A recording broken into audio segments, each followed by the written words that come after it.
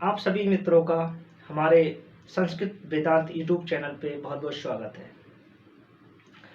आप सभी मित्रों के लिए हम एक नए बैच के साथ उपस्थित हुए हैं, जिसमें आज हम प्रारंभ कर रहे हैं हिंदी। चूँकि हिंदी विषय जो है सभी परीक्षाओं में पूछा ही जा रहा है, चाहे वह परीक्षा आपकी यूपी पुलिस हो, यूपीएसआई हो, आरओ हो, एआरओ हो और तमाम परीक्षाओं में जो आपसे हिंदी पूछी जाती है, उसके लिए आपके लिए एकदम ये सारी क्लासेस आपके लिए एकदम रामबाण इलाज कहते नहीं है, रामबाण होगी। क्योंकि आपके लिए हिंदी में मैं एकदम जीरो से स्टार्ट करूंगा और वह जीरो से आपको एकदम शिखर तक पहुंचाऊंगा। बस हमारी वीडियो के साथ बने रहिए प्रारंभ से अंतिम तक।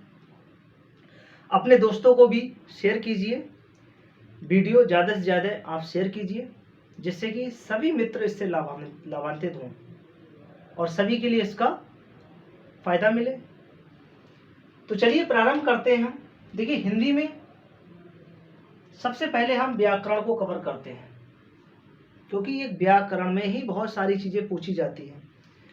व्याकरण में आपका तत्सम तद्भव है, वर्णमाला है, आपका अनेकार्थी शब्द होता है, पर्यायवाची होते हैं, विलोम होते हैं, संधि समास कारक होता है और आपके तमाम चीज़ें आती हैं आपकी हिंदी में, वो भी व्याकरण के अंतर्गत। तो वह सब चीज़ आपके लिए इस चीज़ों से अवगत कराया जाएगा, बट वो सब धीरे धीरे क्रम वाइज से, क्योंकि हमारे बहुत सारे ऐसे स्टूडेंट हैं जो कुछ नहीं जानते हैं, बहुत कम। तो उनके लिए भी ये वीडियो बहुत ज़रूरी है, क्योंकि हमें यहाँ से सबको साथ लेके चलना है। सबका साथ सबका विकास।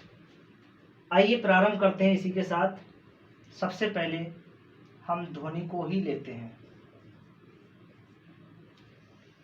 जान लेते हैं ध्वनि क्या है। कमेंट बॉक्स में जरूर बताना यदि आपको ना पता हो तब। पता है, ऐसा नहीं कि मैंने बता दिया तो आपने जान लिया वही लिख दिया, वो नहीं। आप यदि जानते हो तब ध्वनि क्या है या ध्वनि किसे कहते हैं, ध्वनि का ही अन्य नाम क्या है। देखिए, प्रश्न तो सबसे पहले यहीं से बनना स्टार्ट हो जाता है कि आखिर ध्वनि किसे कहते हैं, ध्वनि क्या है, भाषा की सबसे छोटी इकाई क्या है। समझ गए होंगे। तो भाषा की सबसे छोटी इकाई क्या होती है? ध्वनि होती है। और इस ध्वनि को ही हम क्या कहते हैं? वर्ण। क्या कहते हैं? इसको ही हम वर्ण कहते हैं, वर्ण या ध्वनि। तो जिन वाक इंद्रियों के द्वारा, जिन ध्वनियों के वाक इंद्रियों के द्वारा यानी कि कंठ तालु आदि से जितनी जो ध्वनि हम उच्चरित करते हैं, जिन वर्णों को हम उच्चरित करते हैं, उन्हीं को हम क्या कहते हैं? ध्वनि या वर्ण कहते हैं। अब वर्णों को हम जाने कैसे कि वर्ण कहाँ मिलेंगे, कैसे होते हैं। तो देखिए, जब हम वर्णों को देखते हैं तो जैसे हमने कोई एक शब्द ले लिया, हमने यहाँ पे राम ले लिया या हमने कमल ले लिया, तो इस समय ये क्या है? इस समय ये शब्द हैं, ये क्या है? शब्द हैं। लेकिन अभी हम इसको वर्णों में निकालेंगे। देखिए कैसे, र हलंत किया, दीर्घा है, प्लस मा हलंत किया, प्लस आ है।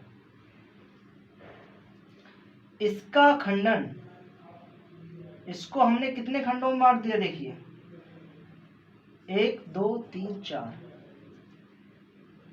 राम को 4 में डिवाइड कर दिया, यानी कि सारी ध्वनि अलग अलग निकाल दी। अब इसमें ध्वनि कौन कौन सी आ गई? देखिए, व्यंजन आ गया, ये क्या है? राम व्यंजन है। अ क्या है? ये स्वर है। तो स्वर और व्यंजन दोनों निकल के आ गए। अर्थात यहाँ पर हमने देख लिया कि जो राम है इसमें हमारा वर्ण, रा हमारा क्या है, व्यंजन है, दीर्घा हमारा क्या है, स्वर है, माँ व्यंजन है, और दीर्घ ह्रस्व आ हमारा क्या है, ये स्वर है। अब यहाँ पे स्वर और व्यंजन को भी जान लेते हैं।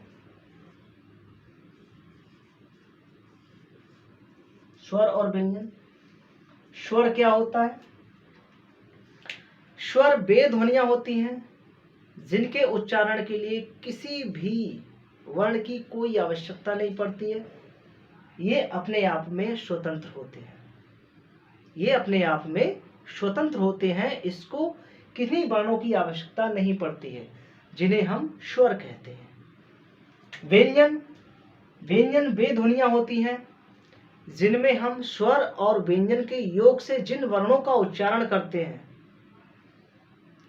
स्वर और व्यंजन के जिन वर्णों के संयोग से हम उच्चारण करते हैं वही हमारे क्या होते हैं, व्यंजन होते हैं। और जो स्वतंत्र रूप से प्रयोग या स्वतंत्र रूप से उच्चारित किए जाते हैं वो क्या होती है, हमारे स्वर होते हैं। इतना समझ गए होंगे। आगे चलते हैं हम, क्योंकि ध्वनि में ही चल रहे हैं अभी हम। अब ध्वनि में ही सबसे पहले हम स्वर को देखते हैं। स्वर। स्वर क्या है? तो स्वर आपको अभी बताया था कि वे ध्वनियां जिनका अपने आप में ही या स्वतंत्र रूप से जिनका उच्चारण किया जाता है वे स्वर कहलाते हैं। स्वर में भी कितने, 3 भागों में बांट दिया जाता है। एक तो ह्रस्व स्वर, दीर्घ स्वर और संयुक्त। 3 भागों में बांट दिया। और स्वरों की संख्या कितनी होती है? 11 भी होती है, 13 भी होती है। अब देखिए ह्रस्व स्वर के अंतर्गत आने वाले वर्ण कौन कौन से होते हैं? ह्रस्व आ, ह्रस्व ई, ह्रस्व उ और ऋ। ये 4 वर्ण हमारे ह्रस्व में आते हैं। दीर्घ में इसी का दीर्घ कर देंगे, ई कर देंगे, दीर्घ उ कर देंगे, ये हो गया। संयुक्त स्वर की बात करें, संयुक्त स्वर में हमारे ए, ऐ, ओ और औ, ये 4 ध्वनियां हमारी दीर्घ में आती है। अब देखिए अगर वर्णों को हम काउंट करें, 4 ये हो गए, 4 और 3 7, 7 और 4 11।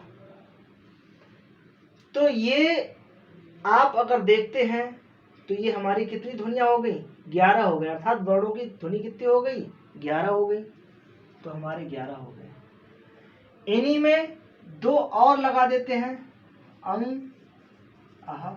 इसको भी अगर काउंट कर लेते हैं तब हमारी ध्वनियां कितनी हो जाती हैं, 13 हो जाती हैं। अब देखिए, लेकिन जब भी आपका आए पूछा जाए कि स्वर कितने होते हैं तो आप कितने लगाएंगे, 11 ही लगाएंगे। कितने लगाएंगे, 11 ही लगाएंगे। दीर्घ स्वर में आ, ई, दीर्घ उ। संयुक्त स्वर में ए, ऐ, ओ और औ। अब ये देख लेते हैं संयुक्त स्वर जो है वो कैसे बने हैं, इसको भी जानना जरूरी है। तो देखिए ए कैसे बना हमारा, जैसे ही हमने देखा आ और ई, आ और ई मिलके क्या बनता है, ए। आ और ए मिलके ऐ, आ और उ मिलके